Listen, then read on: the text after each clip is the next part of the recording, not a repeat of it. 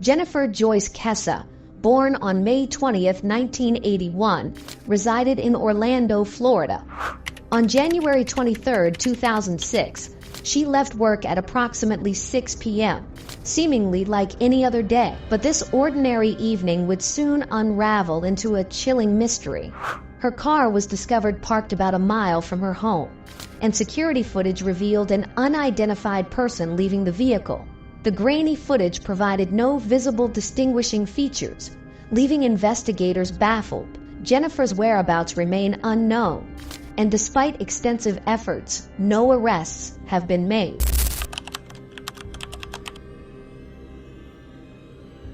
Soon after 24-year-old Jennifer Kesse vanished from her Orlando condo, someone was caught on surveillance footage getting rid of her car at a nearby apartment complex, but their face was obscured by a gate.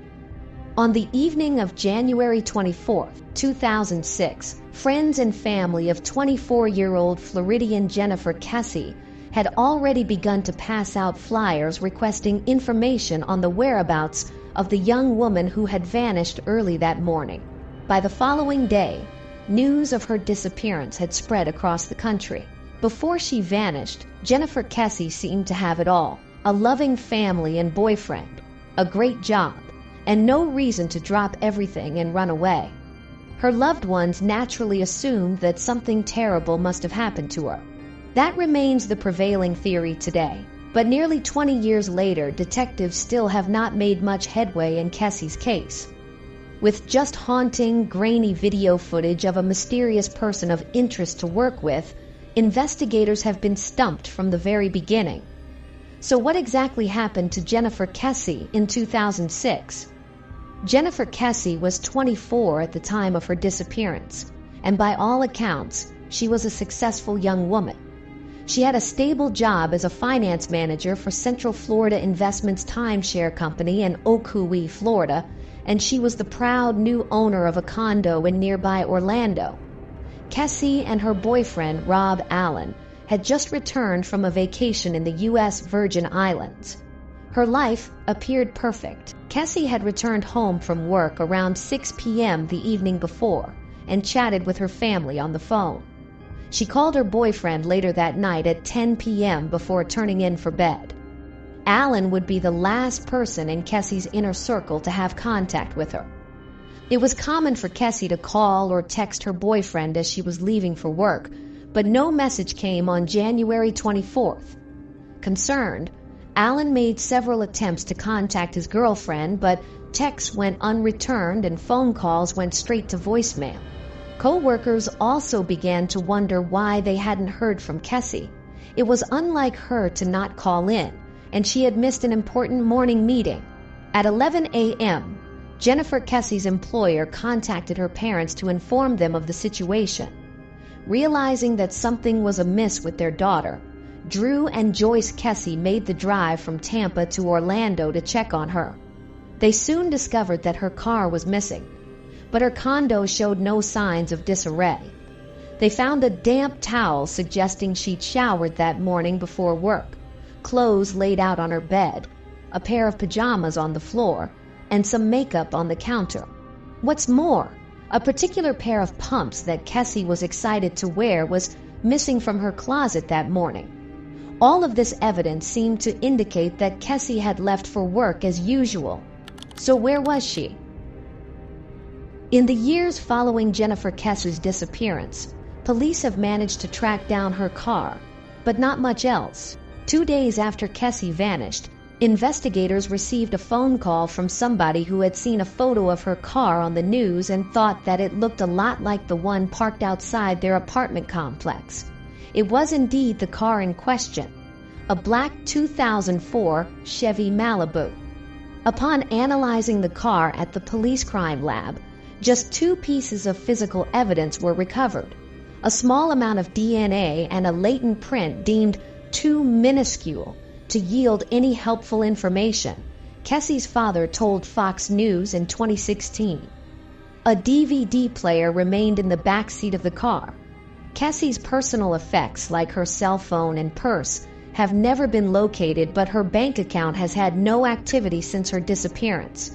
so police do not believe robbery was the motive. While the lack of physical evidence from the car was frustrating, the video footage captured from the apartment complex was just as disappointing for detectives. The surveillance video from the apartment complex where the car was found showed a person of interest dropping off the vehicle at noon on the day of Kesse's disappearance, but any physical characteristics of the suspect are almost entirely obscured by the apartment's gate. The cameras were designed to capture images just once every 3 seconds, as opposed to continuously, and it just so happened that at each interval, the person of interest's face was concealed by a different gate post. Investigators went so far as to tap NASA to enhance the video footage, but they haven't even been able to determine whether the suspect was a man or woman. Police could only discern that the person was between 5'3" and 5'5". Journalists who covered the story reported that the obscured footage made the suspect the luckiest person of interest ever. Without much physical evidence to go on, the investigation turned to those who knew Jennifer Kesse. Her boyfriend and brother both checked out, and an ex-boyfriend who had wanted to rekindle the relationship was also cleared as a suspect. Detectives learned that a work colleague had unsuccessfully pursued a romantic relationship with Kesse, but he too was determined to be unsuspicious. Kesse had mentioned to her family that construction workers doing renovations at her complex would occasionally catcall her, but those leads also turned up nothing.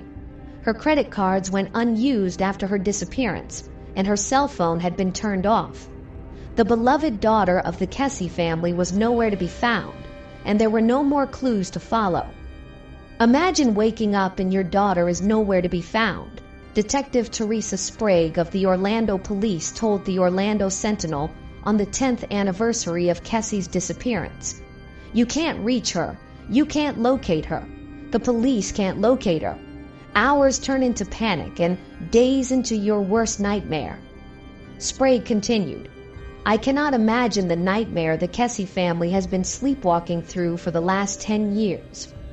In 2018, the Kesse family sued the Orlando Police Department for more information into Jennifer Kesse's disappearance.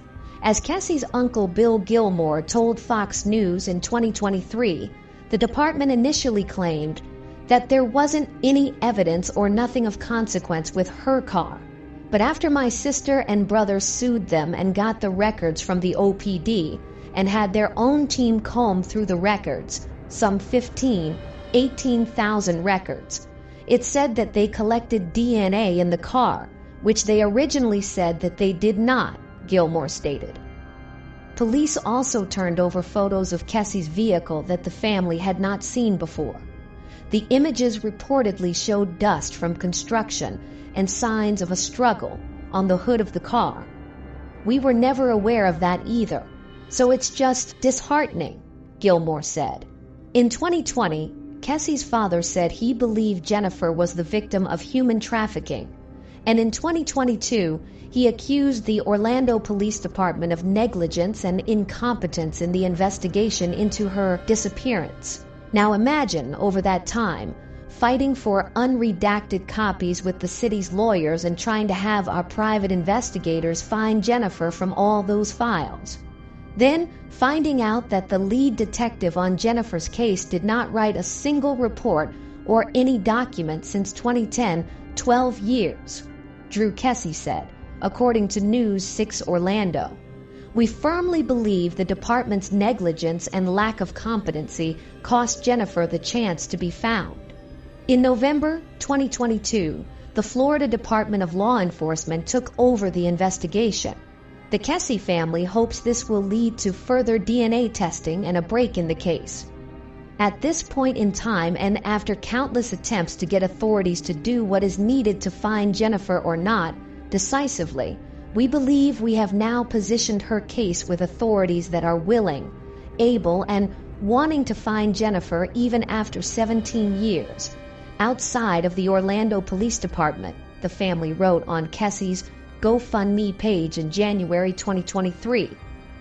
Anyone with information regarding the case is asked to contact Crime Line Florida. As we come to the end of our exploration into the disappearance of Jennifer Kesse, one thing remains abundantly clear. The search for truth never ceases.